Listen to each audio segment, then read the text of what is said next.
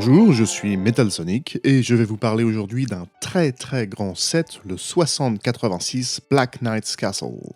Sorti en 1992 et composé de moins de 600 pièces, le Château des Chevaliers Noirs est considéré par beaucoup comme un des meilleurs châteaux Lego jamais réalisés, et je suis assez d'accord avec ça. On peut commencer par jeter un œil aux figurines qui sont au nombre de 12, ce qui est tout de même assez impressionnant, particulièrement si on considère que le château médiéval qui est sorti il y a quelques semaines n'en contient que 3. Je dis ça, je dis rien.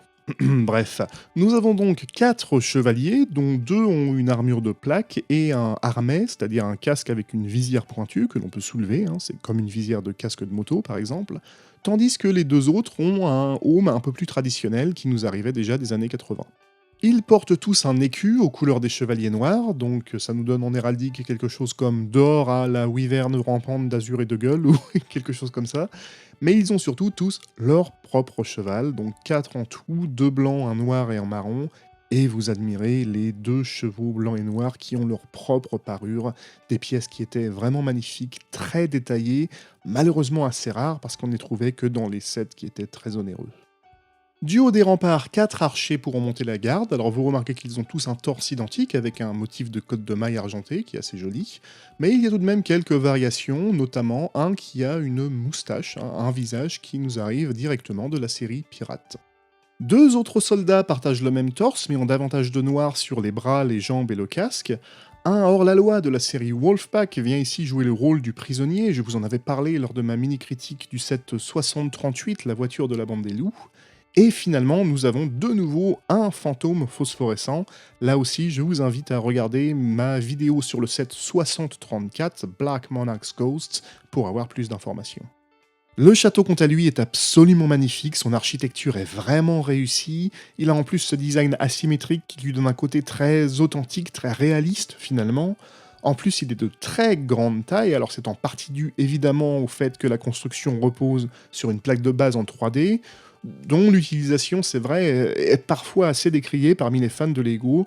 Moi, personnellement, je trouve que quand c'est bien utilisé, si la plaque n'est pas trop mise en valeur, ça peut vraiment apporter quelque chose. Après, il faut être honnête aussi, il y a certains sets avec lesquels ça ne fonctionne pas du tout esthétiquement parlant, mais là, c'est plutôt bien pensé. On a la construction qui fait le tour en plus de la plaque, avec le pont-levis en avant, les contreforts sur les côtés.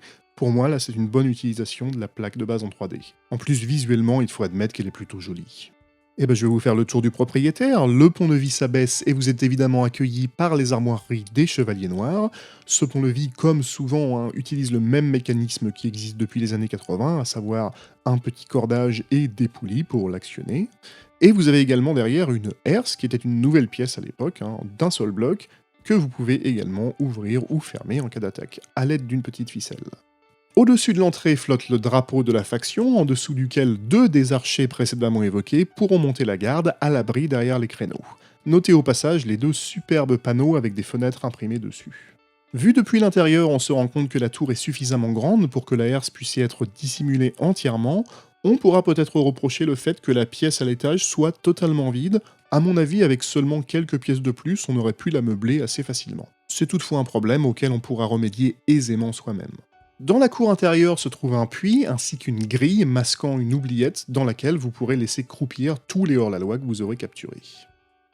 Juste à côté, vous aurez accès à la taverne qui peut sembler assez austère avec simplement une petite table, un tonneau et un coffre au trésor, mais c'est vraiment vu de l'extérieur que cette pièce prend tout son sens. C'est même ma partie préférée du château avec ce drapeau magnifique qui flotte au-dessus du toit rouge vif, et bien sûr on a les 2 pans de mur à colombage, des pièces qui sont extrêmement rares que l'on a vu que dans un seul autre set, le 6074, la forteresse des Black Falcon, un set qui date des années 80, et cette partie est sublime, avec le côté proéminent qui va ressortir du château, qui est tenu par des contreforts. C'est vraiment quelque chose qui est superbe pour l'époque.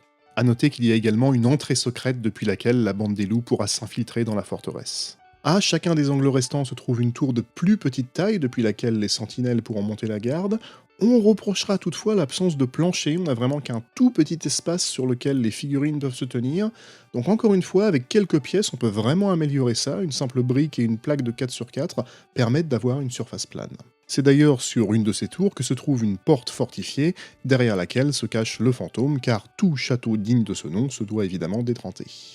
Finalement, pour moi, c'est en prenant un peu de recul et en observant le château dans son ensemble que l'on peut vraiment apprécier celui-ci. Chaque élément individuellement est intéressant, mais il y a vraiment une logique dans ce château, avec les remparts, avec le chemin de ronde qui va faire tout le tour.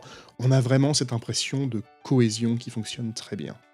Avant de conclure, on peut jeter un œil, non pas à la boîte malheureusement parce que je ne la possède pas, ce n'est pas un set que j'avais étant enfant, il me faisait rêver évidemment, alors je me le suis procuré en sortant de mon Dark Age, et comme je ne pouvais pas craquer mon PEL, j'ai juste la notice à vous montrer, mais c'est toutefois très intéressant de voir à quel point à l'époque les notices étaient fines, vous voyez que le château complet est construit en à peine une trentaine d'étapes. En conclusion, ce 6086 est-il vraiment à la hauteur de sa réputation? Je rappelle qu'il est considéré comme étant un des meilleurs châteaux Lego. Alors vous me direz ce que vous en pensez en commentaire, mais pour moi personnellement, oui, surtout si on remet les choses dans leur contexte. De nos jours, c'est vrai qu'il y a des sets qui sont beaucoup plus détaillés et développés, par exemple l'atelier du forgeron qui est sorti il y a peu de temps, mais à l'époque, au début des années 90, c'était vraiment le meilleur château qui existait. On avait une cohésion, comme je le disais, ce côté massif que l'on ne retrouvait pas forcément dans d'autres châteaux. Alors il y en avait d'autres qui étaient très bien, mais pour la plupart d'entre eux, c'était des façades et il n'y avait rien dedans. On avait vraiment des façades qui étaient très jolies, mais l'ensemble était vide. On avait éventuellement une petite porte, une petite prison. Tandis que là, on a vraiment l'impression d'avoir un véritable château. Il y a une logique. L'architecture est magnifique et assez réaliste en plus, parce qu'on n'avait pas forcément ces tours symétriques. Et on a une jouabilité qui est excellente. Déjà, on a 12 figurines. Alors, comme je disais, maintenant, c'est très rare d'avoir un set avec autant de figurines dedans. Mais voilà, on avait quand même le souci du détail avec les colombages, avec voilà, le petit détail de l'auberge, le puits. C'était pas non plus un niveau de détail qui était très élevé, mais c'était ce qui se faisait de mieux à l'époque. D'ailleurs, ce manque de détail léger est peut-être l'unique reproche que j'aurais à faire à ce set, et finalement ce n'est pas très grave, vous avez vu pendant ma vidéo qu'avec quelques pièces, quelques briques de plus, on pouvait arriver à donner à l'ensemble un peu plus de fioriture très facilement. Donc pour moi c'est vraiment un excellent château, voire un des meilleurs châteaux jamais réalisés.